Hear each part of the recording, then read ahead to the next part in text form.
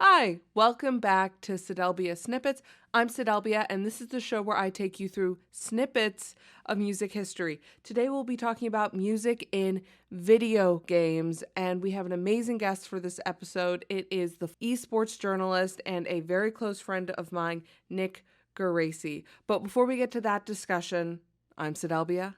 This is Sidelbia Snippets, and let's dive right into the episode.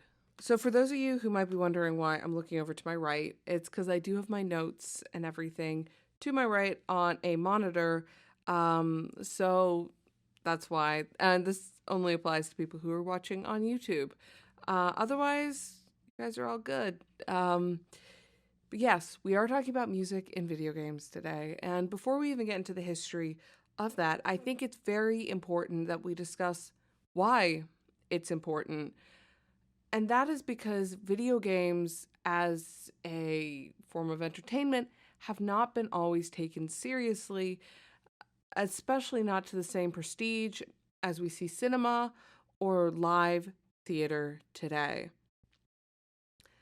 But it is a serious art form, and many would argue that it is, in fact, an art form. In fact, there are game scholars. Yes, game scholars. That's a real field you can study in. So if you're very passionate about video games, look into it. It's a career choice that you can make. The other thing that is very important to discuss before and preface is the concept of how we're defining a video game. Now, video games, just blanket definition, are often described as an interactive visual interface. However, that's not always necessarily the case. There are plenty of games which have an audio component to them. In fact, we're going to be talking a lot about audio in video games today because we're talking about music in video games. But music plays an important role, and there are some games that are entirely based around music and creating sound. However, the definition still relates back to the visuals, with music being considered a supplementary aspect of video games. So what makes video games so special in the grand overall history of music, and why should we be talking about it? It is because video games and their music provide a way for the average person to interact with sound and music unlike they normally would. Now, as a musician, I can confirm, and I'm sure if you've ever been in orchestra or jazz band, a lot of the songs that are more memorable to you from the genres you played in are probably the songs you have performed yourself. It's music you have participated in creating and being a part of. And music in video games can provide that. The scholar Ian Boogust argues that music can deepen a person's understanding in general. And I'm trying to get words exactly right here. An exact quote from another scholar, Neil Lerner, is, quote, "That ability of the game's music to respond to things happening in the game makes video game music unlike other genres of music." So it's a revolutionary thing that you don't have to be a musician and you can affect the sequencing of music. So which is why we should be talking about it. With that sort of out of the way and that basic understanding out of the way, I think it's time we just dive right into the origins. The first ever video game to have music in it is the game Pong from 1972. Although this game only actually contains 3 notes. It is still, however, the first time that there is audio in a video game, and so it's just an important thing to note, even if said audio was literally just 3 notes. The first ever video game music, however, can be categorized under the 8-bit electronic sound, and I'm sure most people watching this who played any game from the 70s or 80s or has any sort of like love for vintage stuff has heard that iconic early 8-bit sound. Or if you played video games in the 90s, you probably are familiar with the 16-bit sound, which is what came around in the 90s and allowed composers for video games to start adding more complexity into the melodies they were writing for these games. However, music was still monophonic, which basically means it's one melody. Instead of polyphony or polyphony, I've heard polyphony used more. That's a totally different tangent, but which is multiple melodies, which you sort of get in a lot of more modern classical music and all that. Once again, discussion for another day. Since the 90s and, well, technically the 70s, music in video games has continued to increase in complexity until we get to 2005, where a video game wins a Grammy for the first time. This game is Civilizations 4. And this is around the time in the 2000s where people start experimenting with adding different instrumentation. We've sort of gone beyond the technology that was only available in the 90s, 80s, and 70s when it comes to music relating to interactive video interfaces. One of the first games, however, to create intentionally interesting music and to see a ton of commercial success is the original Donkey Kong game from 1981. This music pulled references from a lot of historical moments in music history, some of which we've spoken about here. That includes early film music, which we have not done an episode about.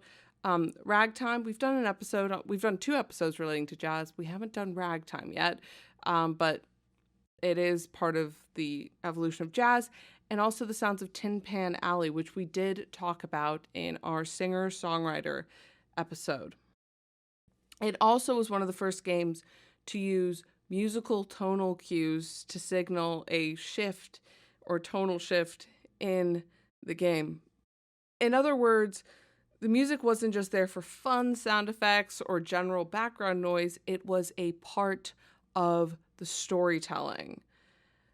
Side note, though, if you want to dive deeper into anything I mention, for the video people, this is the book that I referenced a lot for the scripting of this episode. It is Music in Video Games, Studying Play. It is edited by K.J. Donnelly, and it is a series of essays about the history of music in video games and just the interactions of music and video game players. It's got some really interesting stuff in there. I know that's asking a lot for people to read essays about video games, but it is genuinely interesting stuff, I promise you. And I think a lot of the skepticism probably relates back to the general lack of viewing video games as an art form, which we talked about earlier. We'll keep moving forward, though, I promise.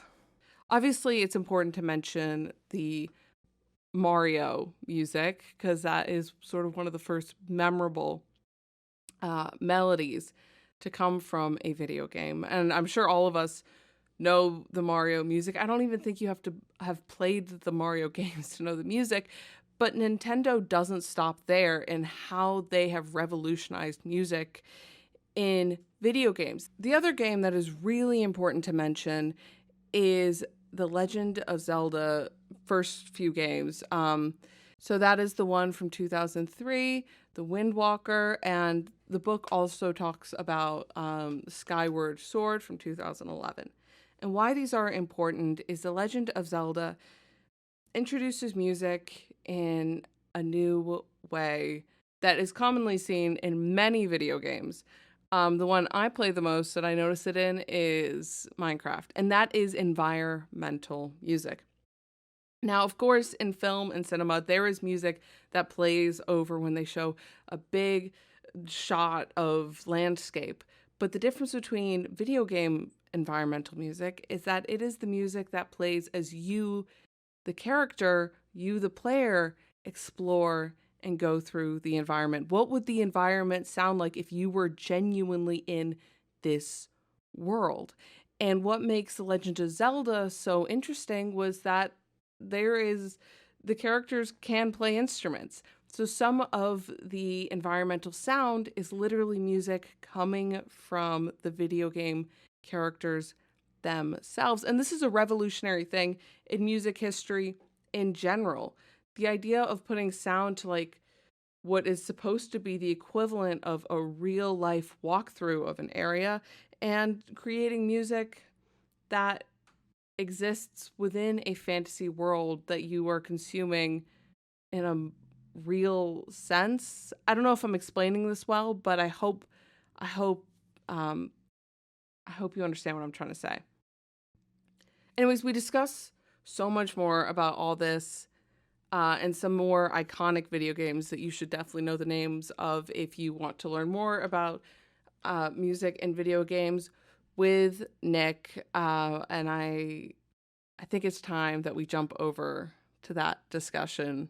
Let's start off with, I'll probably end up cutting this out, but it's just a good warm up question, a little introduction of yourself. Just two important things to mention are how long you've been making music for, or and playing guitar, and then also how long you've been a part of the gaming industry and you've been playing, I guess, playing video games, but like everyone, a lot of people have been doing that their whole life. But Yeah, I actually started playing music and video games at the same time. It was like about midway through second grade. Started getting piano lessons, and my parents also bought me a Nintendo 64 after I really got into playing it at my friend's place. Um, so I guess music off and on for 23 years, but more serious in the better part of the last 15 years or so. But kind of off and on. And then gaming industry. I've been working in the gaming industry for about 7 years now. Mostly as a writer and reporter in the esports and competitive gaming space. oh, all right, nice, nice. So I guess an easy question to sort of lead into that is when you first started playing video games and you first started getting into the gaming world, was there a video game where the music and the sounds of it really stood out to you? Oh yeah, definitely. I mean, I think it kind of goes back to the game that I first like played with a childhood friend that I kind of fell in love with, which was the original Super Smash Brothers on the Nintendo 64. Which if you don't know is like a fighting game mashup of all of like Nintendo's most popular characters like Mario, Link from the Legend of Zelda, etc. Right? And I didn't even know these characters from their own games because I hadn't played video games before. But the different styles of play, the stages, and also like the music, like certain songs would get stuck in my head for like days on end, like the Hyrule Castle theme that played. It's iconic, but that was the first time I'd heard it, and things get stuck in my head really easily. So it was very much a like when I think about it, it's very like a very much a big part of like the memory of like, oh yeah, like those when I imagine that like that old like that stage, I can hear the music in my head and the way that they arranged it and stuff like that. Nice, nice. And then is there a favorite video game you have when it comes to the music? And That's tough. That's actually really tough because I do think that there's like are there subsections of yeah, like it? I feel like there's like I'm gonna give a straight answer after I go into a few different things, which is I feel This like is a there's podcast. Go into yeah, for it. sure. Because like there's certain games where like I think like it's really brilliant the way that or that it really at least impacted me the way that they would use a song that was already part of like pop culture but kind of repackaged it in a way that made a really interesting juxtaposition with the actual game quality itself. For example, the first Gears of War game, like it's a tactical shooter, post-apocalyptic style tactical shooter, and it was a really intense like trailer for the game with like giant monsters, shooting life, death, blood, crazy stuff, right? But then they had this really like beautiful piano ballad version of Mad World by Tears for Fears, done by a guy named Gary Jules, I think, and it's just him accompanied by a grand piano and to see that like juxtaposed like this brutalist style of video game was so it really blew my mind. And then you have like almost like the Hans Zimmer esque like games, like not quite his level, but like Halo as a series is known for incredible like sweeping like orchestral arrangements and like really intense soundscapes that were really groundbreaking at the time. But then you also have Nintendo games that are like, oh man, they've been able to repackage the same little Super Mario or Legend of Zelda theme songs for 3 or 4 decades, and they still managed to keep them fresh. I guess if I had to pick one, like one game or one series, uh, I think for me it would probably be the Legend of Zelda series, just because they have so many different iconic themes that mean something or imply a certain thing about what's happening, to the point of where when the music starts to play, you can almost sort of guess like, oh, this version of the character is coming, or like, oh, this means that this is going to happen. In a way that just really, it's simultaneously nostalgic, but I'm also like impressed by every game. It's like they kind of, that's the brilliant thing about that series, not even just the music, is they kind of give you the same story every time with slight variations, and it's not just a good game every time. They knock it out of the park every single time they do it, and I think that's indicative of a really really good formula. And I think the music also can stand on its own 2 feet in that way, in the way that the game does too. Nice, nice. The next thing I sort of wanted to talk about a little bit is, so there's an article on Classic FM, which is a radio station that talks about classical music, about the 20 best video game soundtracks of all time. And I thought maybe we could go through it, but also before we do that or touch that, uh, I'm I wanted to ask if you even consider video game music to be in the classical genre. And for those Mm. of you out there, we had an episode, last episode, we touched on classical music. That was what the episode was about. And this is, in my opinion, it's sort of a modernized version of it, but I kind of wanted to ask someone who's looking at it more from a gaming perspective and less of a classical musician's perspective. Yeah, that's really interesting. Like you mean like in terms of how like what they sort of share like thematically, or like, Sure. Yeah, yeah, yeah. Like, gotcha. Yeah, like I do think that I think there are similarities there, and I think that a lot of the arrangements can kind of come from that place. Another game I forgot to mention is Kingdom Hearts, which I thought did a great job of having good original scoring, but also had like some like a pop star named Utada Hikaru like write original songs for it, and that was the first time where I've seen like a song that was written for a video game really kind of like really on the rise in that kind of way, like an original track written for one. Um, I do think that there's a lot of crossover there. I remember definitely a formative moment was, I think I was maybe 16 or 17, living in San Jose, California, and my mom took me to a concert at the Civic Auditorium, which was basically like 20 20 years of video game music, and it was like a whole symphony, a lot of orchestral mhm. elements, and those were the main parts of it. That really like I didn't realize as how much that the arrangements, the type of compositions actually do come from a very similar place, and you wouldn't think so with classical being like something very like sort of timeless, but also like very like older roots of music and that kind of thing. And when you think video games, you think digital, modernized, but actually like at least at its core, like at the compositional level, there are a lot.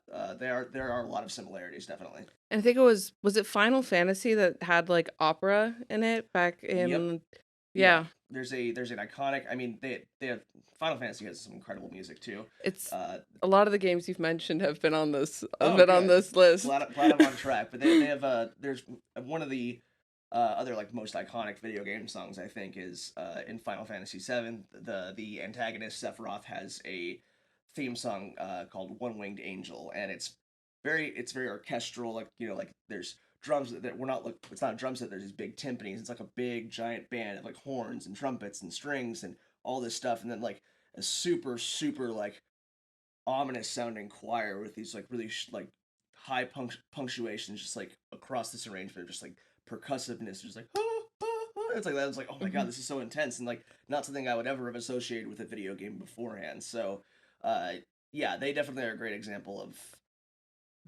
the classical elements coming through in a real way, and especially like the operatic elements. And I think that was really a game changer, especially because that was back in like, I think that game came out in like '97 or something like that. So, uh, pretty big deal for sure. Yeah, and I think it was around 2004, 2005 that I, it was the first time a video game ever won an award or Grammy for its music. I can't remember which game that was. I Um don't remember that either. uh it was on this it was on this list. But I'll find it later. Trying to think of what games came out in 2004 that had incredibly iconic music. Uh It wasn't World of Warcraft. I remember that much. I was wondering if it was Kingdom Hearts just because that was an original composition made for a video game, and I don't know how many there were.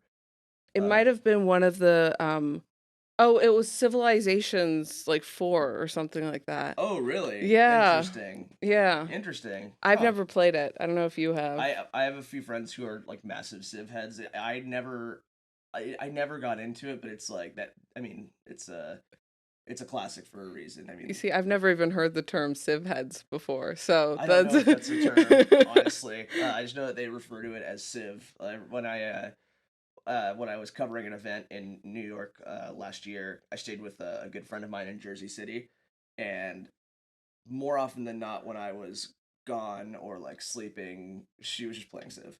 So I know people who are into it and like really into it. And it seems like a really cool game, but yeah, I kind of missed the boat on that one. I didn't play a lot of PC games growing up. I was more of a console person, and then now I play some more PC games. But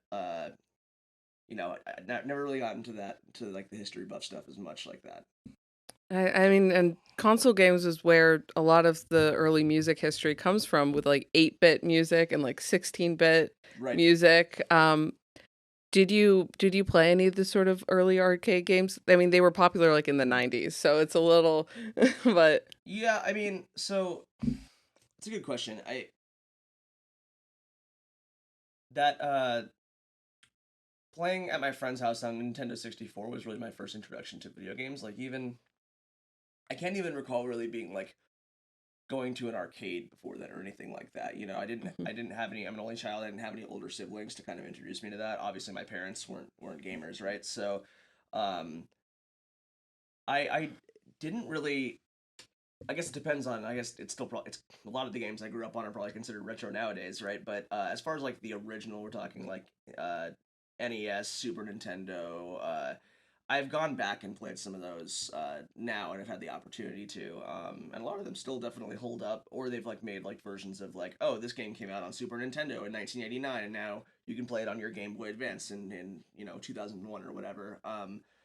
So I definitely have played a handful of them. I wouldn't consider myself like a retro gaming expert by any means, but there's a quaint nostalgia to it too. I'm a really big fan of like brightly colored visual scapes, and things feel like kind of scaled down, which is kind of nice. When like the way that I feel like media hits us nowadays is like, the graphics have to be the best. The sound has to be incredible. It's like, no, this is just like a little like MIDI keyboard, like 8-bit theme, and like a two-dimensional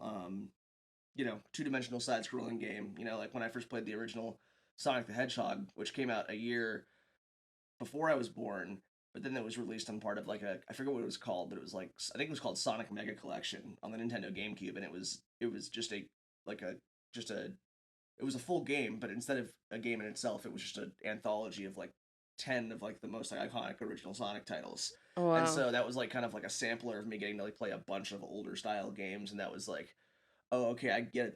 This is great now. So this must have absolutely blown people's minds in 1991. Jumping back in, so I just want to say to everyone, the camera is dying. So if we lose video footage, I don't know what to tell you You'll just guys. have to listen to us Yeah, instead. Yeah. go on Spotify and SoundCloud and listen to it there. Um, I wanted to sort of, we just talked about 8-bit and 16-bit music a little bit, that early stuff, but I kind of wanted to jump the opposite way. And I'm sure, I don't know if you ever played Fortnite, and I know it's considered sort of like an old game now.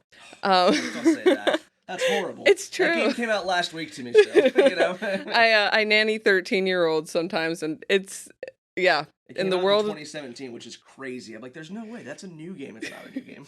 No, No. no, it's considered an old game. But in Fortnite, they did these things called they did like virtual concerts. Yeah.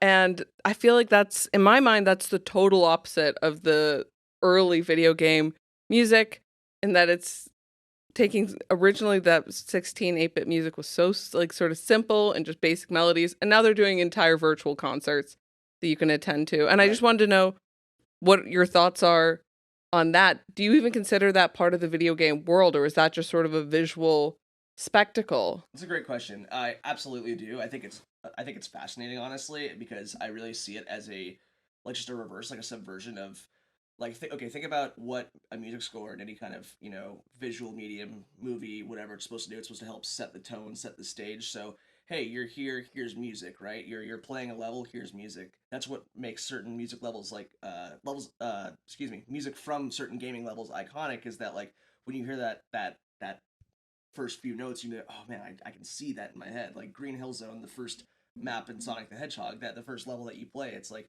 has like a very iconic sound, and like they've, you know, it's been remixed, it's been revamped, they've called back to it in more modern games. And then you have the stuff that's happening in Fortnite, whereas I think the first one they did the DJ, I think his name is Marshmallow, who's a big fan of the game and frankly Hmm. was It pretty good was at it it was also. Marshmallow, yeah. Yeah, and I think that's so interesting because before it was almost like music is setting the stage for you to experience the game, and now it's like the game itself is the stage to experience music. And I think that's so fascinating. And I think there's a lot of people who are like, "That's dumb," and I'm like, "Oh, well, yeah, but like I get the arguments against it, or like, oh, it's not but like at the end of the day, this is something that Fortnite's done that's complicated, but like very, I want to say good, but it's such a fascinating topic. I honestly, I really want to write something about this because they do these things that people are like, well, that's not what video games are. But I'm like, aren't they bringing something to a more accessible audience? Like maybe a kid can't go to afford a ticket to see Marshmello in concert, but he can log up into Fortnite. It's a free to play video game. He can go and see a concert there. You know, and you know, and they've done it. They've even gone past that. You know, they've gone past that with just music too. Like there's other examples of accessibility in gaming, and gaming allowing more accessible info. In Minecraft, someone basically rebuilt an entire digital database of like a copy database of like the Library of Alexandria. A lot of those are banned books in countries and stuff like that, but you could access them through Minecraft because those laws were more often than not don't actually apply to video games because they're too old. Um, Fortnite this year put a replica of the Holocaust Museum on their map, which I know, right? On one hand, what is happening? On the other hand, if that information gets to more people than it would have, people who can't go and see the Holocaust Museum, is it maybe a net good? I'm not sure. I want it to be. I want it to be in good faith. They did make a mistake, which I thought was hilarious. A friend of mine wrote about this, where they had to patch the Holocaust Museum part of the map within a day because they had made it so like, hey, you if you're here to actually see, it's supposed to be information. It was like a cultural moment. You can't fight there. You can't like shoot guns there, Hmm. right? They did forget to turn off the dancing feature though for the first 24 hours. Oh my god. Yeah, so a lot of people were just like going to the Holocaust Museum and just flossing, and they were like, "Hey, you guys can't do that anymore," and so they fixed that. But the point is, I think that it's really interesting how before it was like we kind of were using video games not as an escape, but like, oh, experience something different than reality. Here's some music to immerse you. Now it's like, hey, here's a digital space that we're bringing reality to you in a way that maybe you otherwise don't have access to it. And the video game itself is the venue. That's the stage setting for something else, some sort of cultural moment Mhm. or something like that. And I'm not saying it's completely perfect and there's a lot of moral complexity there, but it is a fascinating like just reversal of the original formula, basically. Yeah. And then as a musician, how does that sort of make you feel? Are you excited by the possibilities of what is like potentially possible, or is it a little nerve-wracking knowing that it's gone to that sort of that's out there and Mm. I think that from like a again, I think that from like a music perspective, it doesn't bother me in a vacuum. I do think that, and this isn't just true about music and video Mhm. games or like, but the idea of like, oh, it's a live concert, it sounds like this, and someone maybe goes to their first live concert, like, oh, it doesn't sound like that. It's like, yeah, because that wasn't like really fully live, you know. Or it's the same thing where people are now like, oh, this TikTok doesn't sound as good live as this TikTok, but the TikTok they're referring to, it's like that's an overdubbed like mixed track that someone's just lip syncing to, but it's mixed to sound live. So I am concerned about like sort of the potential imitation of sort of like parodying and like mimicking authenticity. But I don't think that's necessarily a problem that is exclusive to video games and its relationship with music.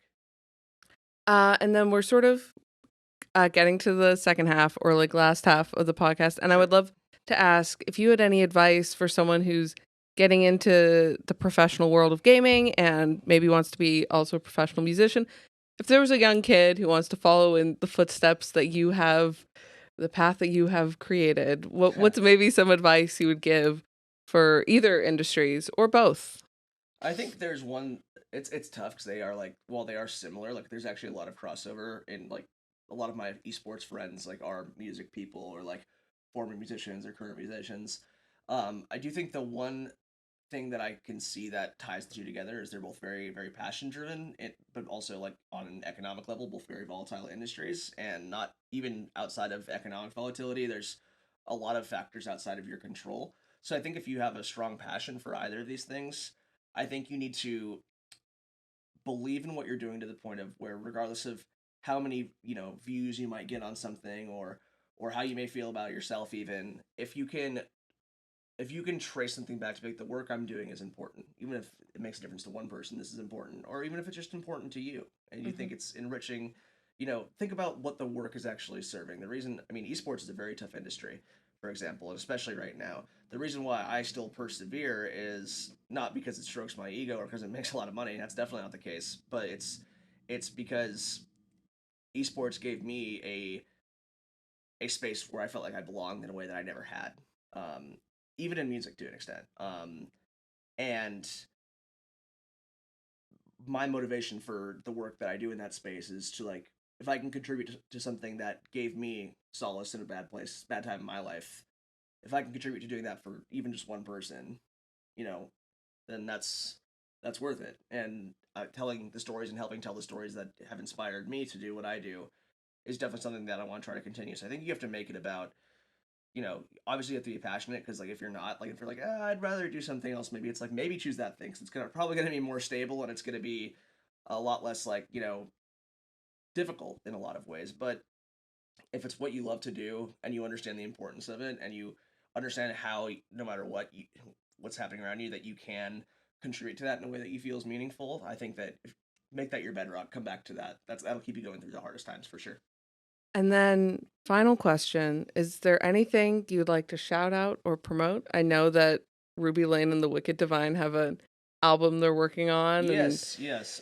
My band, Ruby Lane and the Wicked Divine. You can find us on socials at the Wicked Divine on Instagram, or I think it's Wicked Divine Band on Twitter now. We just changed them today. We have a whole new rollout coming out for our debut single, Radical Love, which comes out next month, and that's going to be the first single from our debut album, After the Apocalypse, which will be coming out next year.